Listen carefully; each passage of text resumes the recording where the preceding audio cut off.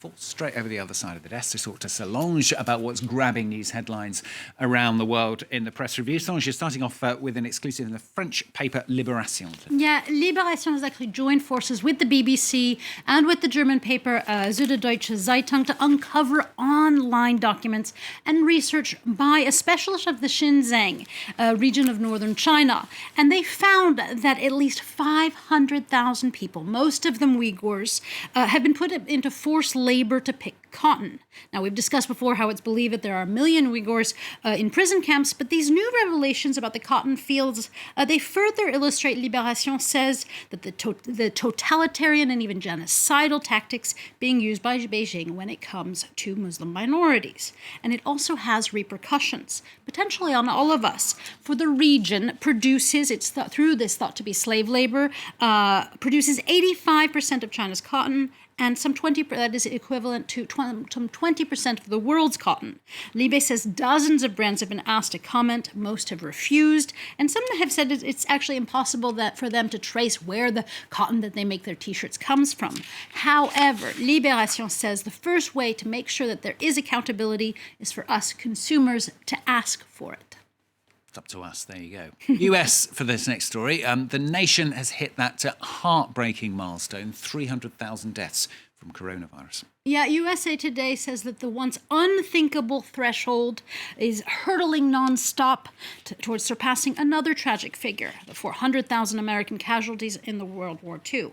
Now, to help grasp the sheer number of this 300,000, USA Today says that practically the entire reflecting pool, all 618 meters long length of it, would be filled with candles, each representing one person who's died from the coronavirus. Yet a glimmer of hope has arrived, according to the paper, as the vaccines are being rolled out in the U.S., but Slate laments that, quote, in typical American fashion, there isn't a rollout plan for the vaccine, but at least 50 plans, one for each state. So things, they say, are going to get messy.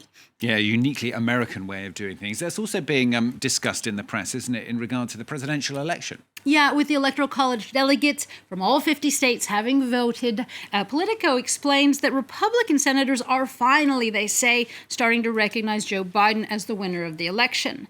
But for the New York Times, the damage has already been done, that Trump and his political supporters have eroded trust in the American system, and that it is only through trust, they say, that people flourish. Therefore, it is time, according to the cartoonist Mark Rawson, for Americans and the Electoral College to wash their hands of the U.S. president. In his cartoon, Trump can still be heard saying in the basin there, I won, I won, I won, but the U.S. president has circled the drain and been washed away. And drowning in it too. Staying in the US, Donald Trump's Attorney General, Bill Barr, resigned. The press is rather split on his legacy, isn't it? Yeah, let's start with the praise, because there actually isn't much of it. For the ever-conservative Wall Street Journal, Barr was the right man for the job. Their editorial board said, quote, he has the principles and toughness to make difficult decisions despite bitter Democrats, end quote. But for the Washington Post, Barr's goal in saving the Justice Department, quote, has failed spectacularly at the task and ruined his reputation in the process, end quote. Barr's resignation letter is actually full of compliments to Donald Trump, this despite Donald Trump tweeting quite against Barr in these recent days. The Post says this fawning is too mild an adjective for all of the praise heaping. The Guardian also talks of this flattery, saying that Barr himself was the dog that didn't bark, that he couldn't pass the final Trump loyalty test or tear up the Constitution and make Trump president again. Barr will be remembered as the personal attorney to Trump rather than the attorney of the land, the paper says, or the right-hand man of yesterday's man. Way of putting it. Finally, Solange, she's found a couple of articles. This is about Pirates' Treasure. Yes, indeed. Pirates' like that. Pirate's treasure. Yes.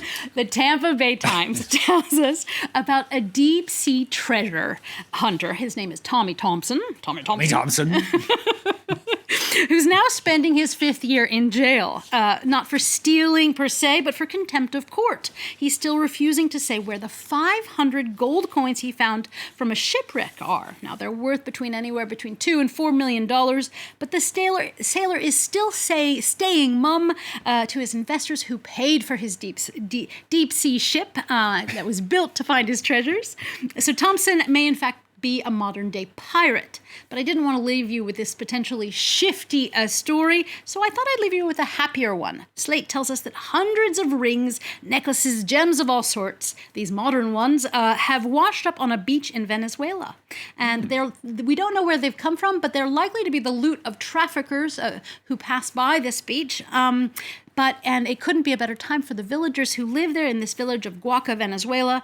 They've traded in their lucky finds for much needed cash to help them weather the storm of Venezuela's political and economic crisis. Excellent. Well, there's some good news as well. And they were all wearing either an eye patch or a wooden leg. Of course. Sandra Mougin with the newspapers on France 24. Thanks. Next half hour, a lot more to come. We're going to be talking to James Andre, in fact, our reporter who's been reporting with some of the fishing communities in northern France. That's coming up for you in the next half hour.